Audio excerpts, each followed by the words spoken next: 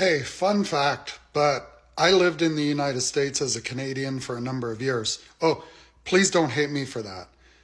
And while I've talked about that before, the issues of healthcare, for example, this video is about racism. To say that I experienced culture shock as a white boy from a small city in Ontario, Canada, transplanted into the US is the understatement of the century. I mean, there was only two black families that I knew of in my hometown in Canada. And then I find myself in southern Florida. I wasn't accustomed to seeing so many black people, but I also wasn't prejudiced by the history of racism in the US either. So it was what it was. Not to say that racism didn't exist in Canada or doesn't today, but at the time I was barely 12, so I wasn't exposed to it the way others may have been. But I remember being asked in homeroom practically on day one if I was a redneck. Now, I had no idea what that meant, but I sensed I was going to have to be if I wanted to fit in, so I said I was. And I remember going into a Kmart store, do you remember those stores? And seeing this poster. On it was this grizzled old soldier in a gray uniform proudly hoisting a tattered Confederate flag, and the caption underneath exclaiming, "Save your Confederate money, boys, the South gonna rise again." At the time, from that place of naivety, I just remember thinking it was a cool poster, not understanding its meaning. I saw the Confederate flags for sale too, and I had first seen it on the top of the hood of that classic 1969 Dodge Charger in the show The Dukes of Hazzard. I thought it was cool, the car and the flag. And that's how insidious in some ways that racism, or at least white supremacy, presents itself, isn't it? I mean, there was a primetime, popular TV show about these good old boys from Hazard County, Georgia, Bo and Luke Duke. You couldn't get any more all-American than those two if you planted a fresh baked apple pie on it as a hood ornament on the General Lee. Speaking of which, again, this subconscious perpetuation that General Robert E. Lee was a hero of the South. Anyway, I digress. These images, the flags and statues and culture of the South, all harkened back to a time when black people in America were slaves and reinforced that idealized time for white folks. But then I saw the darker underbelly of racism for the first time. A fight had broken out between a black boy and a white boy, and everyone encircled the two. I was sort of standing off to the side, away from the circle, observing. I'm a lover, not a fighter, and even back then that was true. And all the white kids were chanting. I listened, and it still haunts me to this day. The chant went, "Fight, fight, N-word and the white don't win, we all jump in." And I've thought about that so many times in the 40 plus years since. I was too afraid to object at the time, too scared to stand up. Hello, brothers and sisters. Welcome back to the channel. I'm hoping that you're doing great from wherever you're watching me from. As you know, I'm your host and presenter, Jidok Stories. Let's talk about this, brothers and sisters. Now, we know very well that the world is currently seeing the United States for what it is. I mean, everyone knows how now white people operate. Remember back when we talked about black on black violence. And people thought that the biggest problem with the United States was black Americans. But as time goes by, the truth gets out and, everyone gets to know the truth. And the truth is, black people let white Americans run the United States. Of course, they're the ones who used to, geopolitically, they ran the United States. But as truth came out, black Americans made peace with the fact that, for the past 600 years, you've been running the United States. You made us work for you. You made us do things that we didn't want to do. You made us make you generational wealth. You benefited from the generational wealth. The generational wealth made you have power. And now you're using the power to run the United States. And now you calling the shots. So black people have been on the periphery of all this. But of course, the political voices of black people is currently being seen, and all effort is being seen. But let's just talk about the truth. The United States has always been run by white America. and the policies and everything that we see happening, it is always about the white person. It is always about the white people. But as time goes by, there is a crack in the system. And the crack in the system just exposes everything that we have been talking about, black folks. It exposes all these weaknesses that white people have, white on white crime, the ICE rates, and all these crazy things that are happening. Brothers and sisters, I was really interested in this video, and I just wanted to let you watch. And then, as you know, I'ma be back, and we are going to have this critical discussion together, right? As we see, as time unravel all these things that we have always been talking about. So, brothers and sisters, stay tuned as we watch this video. I'll be back with my thoughts and commentaries in regards to this. As you know, I'm your host and pre-Zentage Stories. But until then, let's watch the video. I'll be back. But imagine being in that black boy's shoes, a boy of maybe 12 or 13, oppressed his whole life, undoubtedly in poverty, and realizing that if you don't win the fight, you're going to get the shit kicked out of you anyway. It had to be demoralizing, knowing you were done for either way. And I watched from my seat on the school bus many mornings on the ride to school as white boys hurled slurs and threw rocks at and otherwise picked fights with black kids. Flash forward a decade and a half and I'm heading to Atlanta for a work conference. I'm at one of those highway travel plazas with fast food, and I'm in line at an Arby's to get something to eat. In front of me is a black gentleman. It's his turn to order, and he steps up to the counter. The white female cashier deliberately leans to the side, makes eye contact with me and says, "Can I help you, sir?"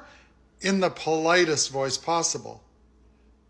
I was dumbfounded, and I paused for a moment before saying back, I think this gentleman was ahead of me. And I point to the black man. Well, she looks shocked, turns her gaze to him, sneers, and says, "What'll you have?" in just that kind of tone. He orders, pays, and waits. When she brings out his food, she basically hurls it onto his tray and dismisses him. As he turns, he made eye contact with me and he whispers a "thank you." And folks, some of you might be saying, well, that was 30, 40 years ago. Things are way different now. And I'm here to tell you that's not true. Certainly not in the South.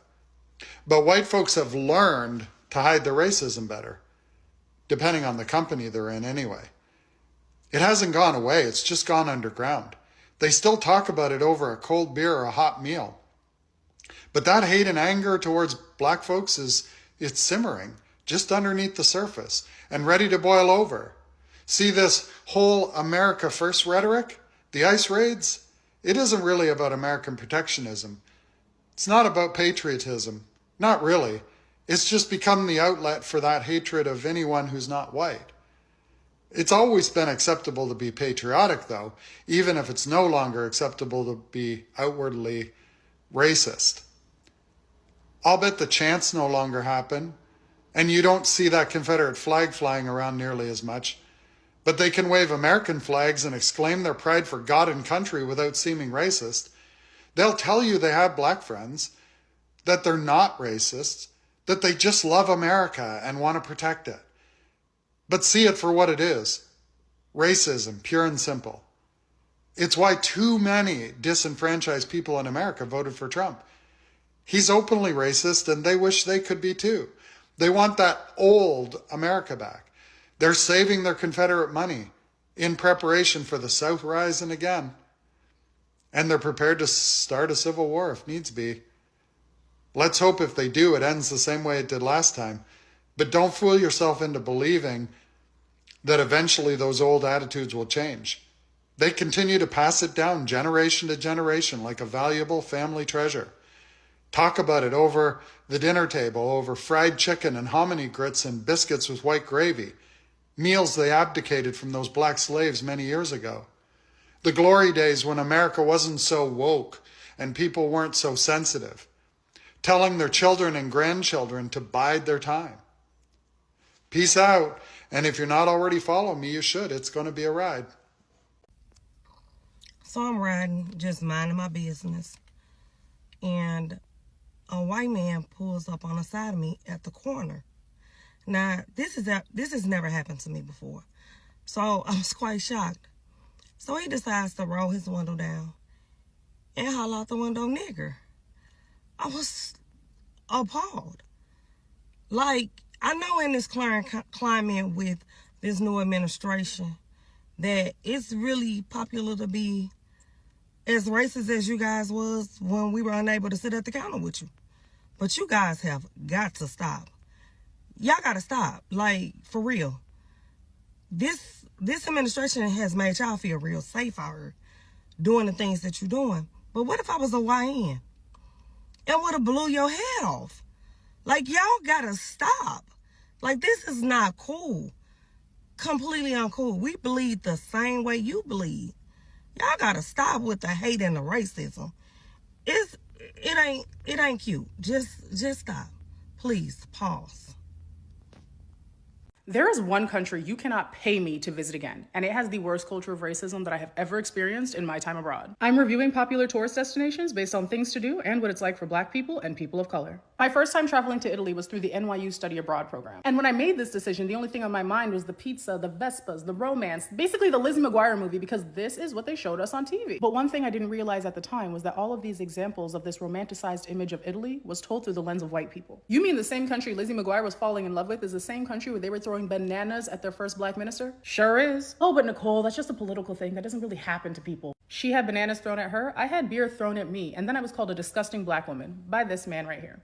Well, obviously you did something. He was unsuccessfully flirting with some white girls in our group, and when he got upset, he started hurling insults at them. Then a Black woman went up and was like, hey, don't talk to women that way, and everyone on the beach just stood there as he manhandled her. So when I went up to defend her, punched him in his arm so he would let her go, he threw beer on us and called us disgusting Black women, even though we had nothing to do with why he was rejected. And I have traveled all up and down that country, and it's not even an isolated incident. Their feelings of disgust are palpable. I've been dramatically avoided on the street, looked down upon as if I'm begging for money instead of asking for direction, ignored by whole adults to the point where I've had to ask children for directions, because adults wouldn't even bother to look my way. And yes, io parlo italiano. Italy's got good food and interesting history, and yes, some Black people go and they just love it. It's great for people who are interested in the arts and beautiful architecture. But based on my own far too common experience, Italy gets a 1 out of 10 for me. If you're interested in learning more about my personal experience in Italy, you can read about it here in the New York Times.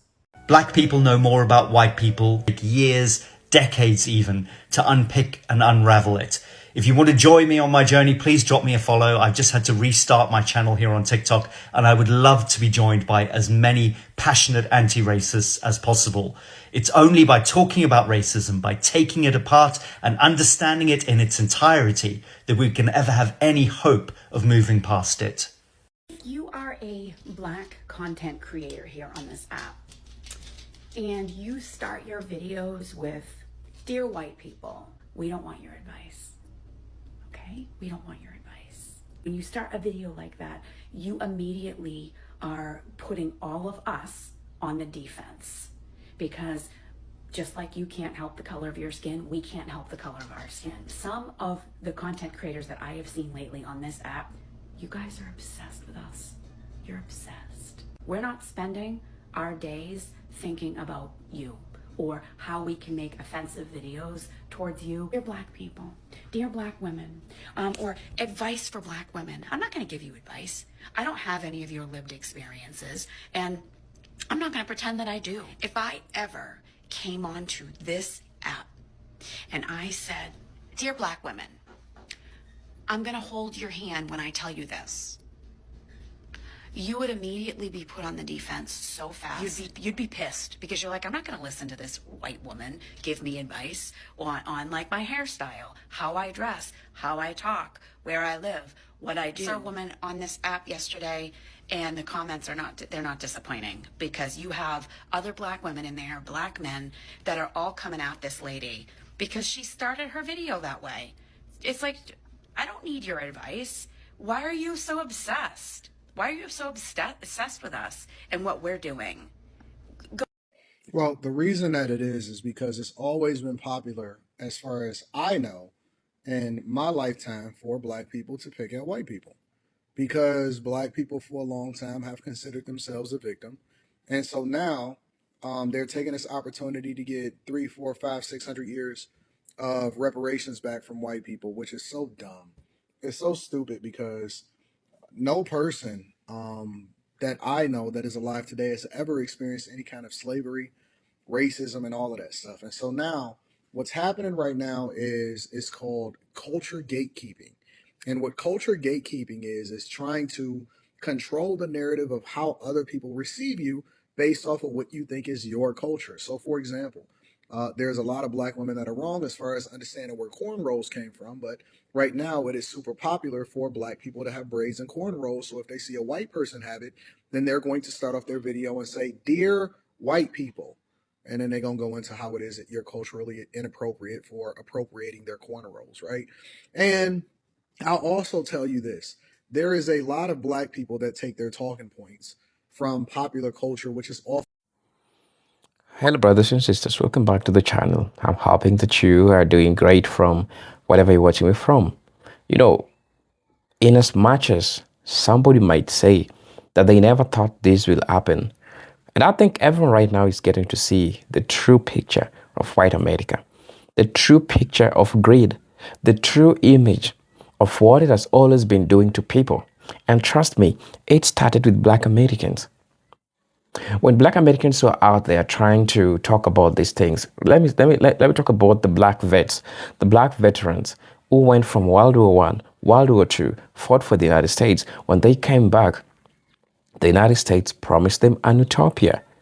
And what was the utopia? The utopia was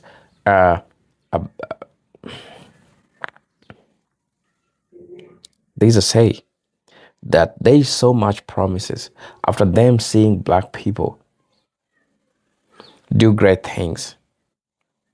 Majority of most common known things that were promised to black people was an acre and a mule. Yeah, an acre piece of land and a mule to help them, till the land and, do all those economic activities. Because land is precious. Land is part of growth that people had.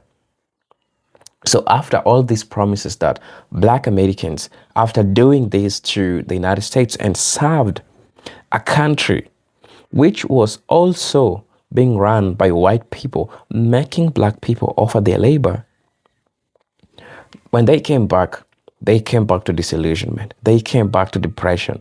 They came back to a place where they cannot even step their foot because the land didn't belong to them. And even the little land that they left for themselves, they found it grabbed. They found it. The houses that they left, they found burned down. And let me explain to you this part of history that probably they don't want to tell you, that probably they don't want to share with you. You see, when black people had so much land after the abolition of slavery and black people took into places, some started doing agriculture and they had this land that they can till. The land that they had, which was somehow called squatters, somehow called unfertile, because white people had all these places that were fertile, so high-end, and they left black people with the remnants of the land. So black people, the black people turned the remnants of the land to become so much productive, such that they started doing agriculture. Now, while white folks thought that this land cannot be productive, they started seeing something because black people defied their odds. And how did black people defy their odds? Black people turned presumably what they called unfertile to fertile, and it started become successful. Black farmers started having their own, being independent, having their own power, having their own security. But trust me, this did not impress these white, greedy people. And so when they did this, they started burning down. They started chasing black people.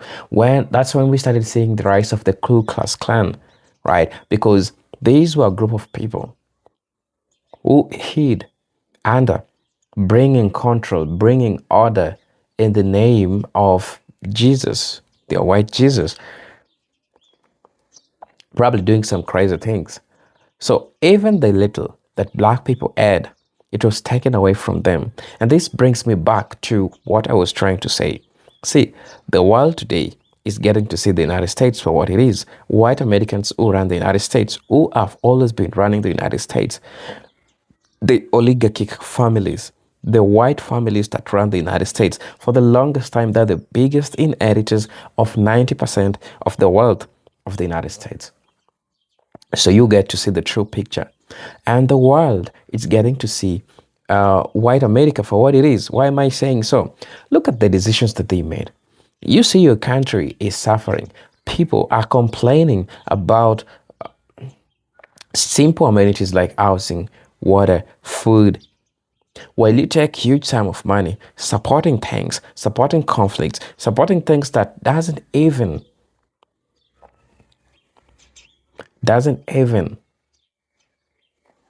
help a citizen.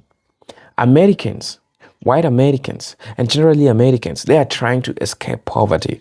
People are investing in the stock market. People are investing in crypto. People are investing in different things. So that's where you also go and crash everything. Look at the big crash that happened last week. Because we have people that are trying to escape poverty in the United States and even in the world, but they will find a way of crushing it so that you panic, so that you sell your assets. Now, this is what happens. They're trying to find a way to kill the middle class America. And that's what the United States is meant to be. There is nothing like fairness. The United States is drowning over trillions of debt. So what does it have to do? It has to liquidate everyone to pay those debt. And that's the United States for you. That's what America has always been. And that's the history of the United States. There is nothing like fairness. There is nothing like equity. There is nothing like a fair ground. It has always and always been about them. So I hope you get to see the true picture. I hope you get to see the true colors of these people. I hope you get to see the true colors of what you are dealing with. Can we talk about the ICE raids and how the government keeps on funding this so that it keeps on terrorizing its own citizen? It keeps on intimidating the American citizens. It is not fair. It is not fair. And the world is watching these healthcare prices skyrocket. And people are comparing prices of healthcare in China, in Kenya, in Kenya, different worlds, South Africa. People are getting to compare the health prices and how the Americans are being charged exorbitantly for this. Now you see how this all becomes crazy because the world is getting to see the mediocrity inside the United States. It is time that people wake up. When people try to get out of the United States, their passports are getting revoked massively, right? Which is creating people to start thinking about what is going on with the United States, because the moment they try to find the best possible ways of escaping all this American nightmare, they somehow still it catches up to them.